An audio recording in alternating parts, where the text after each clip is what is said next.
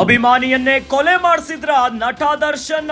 ಮೃತ ರೇಣುಕಾಸ್ವಾಮಿ ದರ್ಶನ್ ಪಕ್ಕಾ ಅಭಿಮಾನಿಯಂತೆ. ದರ್ಶನ್ ಸಂಸಾರ ಚೆನ್ನಾಗಿರ್ಬೇಕು ಅಂದ್ಕೊಂಡಿದ್ರಂತೆ ಸ್ವಾಮಿ.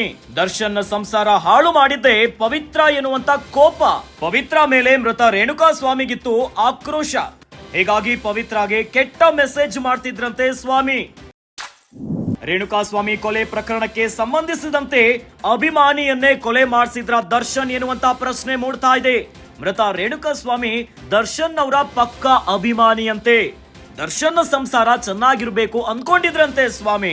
ಹೀಗಾಗಿ ಪವಿತ್ರ ಮೇಲೆ ಆಕ್ರೋಶಕ್ಕಾಗಿ ದರ್ಶನ್ ಸಂಸಾರ ಹಾಳು ಮಾಡ್ತಿದ್ದಾರೆ ಎನ್ನುವಂತ ಕೋಪದಿಂದ ಪವಿತ್ರಾಗೆ ಕೆಟ್ಟದಾಗಿ ಮೆಸೇಜ್ ಮಾಡ್ತಿದ್ರಂತೆ. ಈಗಾಗಲೇ ಆರೋಪಿಗಳು ಕೂಡ ದರ್ಶನ್ ಮೇಲೆ ನೇರವಾಗಿ ಆರೋಪವನ್ನ ಮಾಡ್ತಿದ್ದಾರೆ. ದರ್ಶನ್ ಅವರ ಸೂಚನೆಯ ಮೇರೆಗೆ ರೇಣುಕಾಸ್ವಾಮಿಯನ್ನ ಕೊಲೆ ಮಾಡಲಾಗಿದೆ ಅಂತ. ಈಗಾಗಲೇ ನಟ ದರ್ಶನ್ ಅರೆಸ್ಟ್ ಆಗಿದ್ದಾರೆ. ಅವರ ಅರೆಸ್ಟ್ ಬೆನ್ನಲ್ಲೇ ಪವಿತ್ರ ಗೌಡ ಕೂಡ ಅರೆಸ್ಟ್ ಆಗಿದ್ದಾರೆ.